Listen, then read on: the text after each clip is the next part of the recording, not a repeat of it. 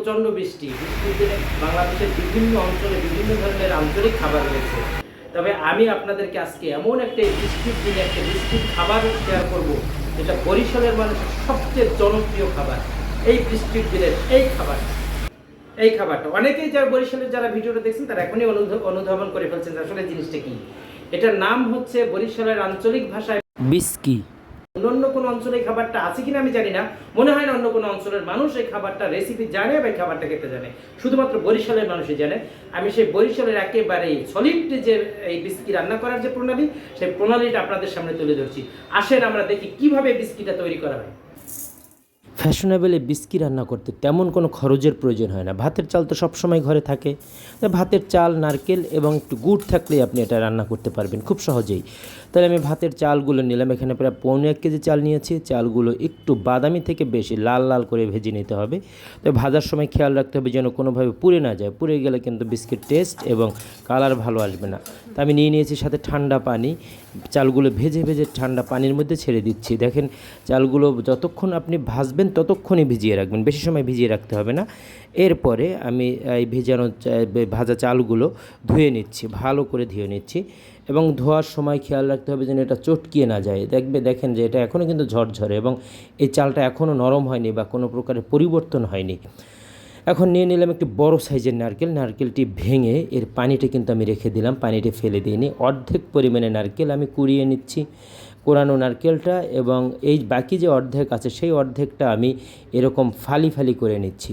কারণ 2 ধরনের নারকেলই দরকার আপনি যদি নারকেল আরও একটু বেশি দিতে পারেন তাহলে আরও বেশি টেস্ট হবে, নারকেল একটু কম দিলে একটু টেস্ট কম হবে, তবে নারকেল বেশি দেওয়া একটু ভালো। তাহলে আমার এখন যেহেতু নারকেল কোরানো হয়ে গিয়েছে, সেখানে আমি এখন নিয়ে নিচ্ছি হচ্ছে তালের গুড়।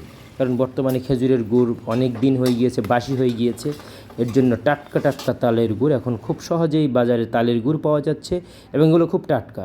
তাহলে আমি সেই তালের গুড় নিয়েছি এবং তালের গুড়ের মধ্যে 2 টুকরো এলাচ দিয়েছি। এখন যখন বলক উঠে গিয়েছে তখন এর মধ্যে দিলাম হচ্ছে নারকেলগুলো, ছেড়ে দিলাম কোরানো নারকেলগুলো। তো কোরানো নারকেলগুলো দেওয়ার পরে দেখবেন যে যখন বলক উঠেছে তখন সেই ভাজা ধোয়া চালগুলো দিয়ে দিতে হবে। তো এখানে আমি পানি ব্যবহার করেছি। পোলাও রান্না করার ক্ষেত্রে আপনারা যেরকম অর্ধেকের বেশি ডবল পানি ব্যবহার করেন, সেরকম এখানেও আমি ডবল পানি দিয়েছি। আমি 1.5 কেজি চালের ক্ষেত্রে 2.25 কেজি পানি দিয়েছি। তো এরকম, তো যখন আবার এই চালটাও বলক উঠে গিয়েছে তখন আমি এর মধ্যে সেই যে ফালি করে রাখা যে নারকেলগুলো সেগুলো দিয়ে দিলাম। তাহলে আমার বিস্কি কিন্তু প্রায় রেডি। শেষ মুহূর্তে দিয়ে দিলাম হচ্ছে নারকেল ভাঙা যে পানিটা ছিল নারকেলের ভিতরে, সেই পানিটা দিয়ে দিলাম। এটা হচ্ছে কি বিস্কিট টেস্টটা একটু বাড়ায়। এখন আমি এটাকে ভাপে দিয়ে দিলাম পোলাওয়ের মতো। দেখেন ভাপ যতক্ষণ আপনি 10 থেকে 15 মিনিট ভাপে রাখার পরে দেখেন এই আকার ধারণ করেছে। এবং এটা একটু বেশি সময় সিদ্ধ করতে হবে, কারণ হচ্ছে ঠান্ডা হয়ে গেলে কিন্তু জিনিসটা আবার শক্ত হয়ে যাবে। তো দেখেন তৈরি হয়ে গেল সে দারুণ স্বাদের বিস্কি। দিয়ে আবার ডেকোরেশন করেছি। রান্না করার পরে এটা হয়েছে এরকম। এই যে আমি যে নারকেলের যে আস্ত নারকেলগুলো দিয়েছিলাম দেখেন সেগুলো হচ্ছে এই, মানে এগুলো দাঁতের নিচে পড়বে আর টেস্টটা আরও বাড়বে। আর এরকম যদি উপরে আরেকটু নারকেল দেওয়া যায় তাহলে এটা আরও মজাদার হয়। দেখেন এই একেবারে ঝরঝরে। তা আমি রান্না করেছিলাম সকালে এবং আমি ফ্রিজে রেখে মোটামুটি একটু ঠান্ডা করেছি, যেটা যত ঠান্ডা হবে তত এটা টেস্টফুল হবে। তাহলে আমি সকালে রান্না করে এখন আমি এটা নিয়ে বসছি আপনাদেরকে দেখানোর জন্য। এই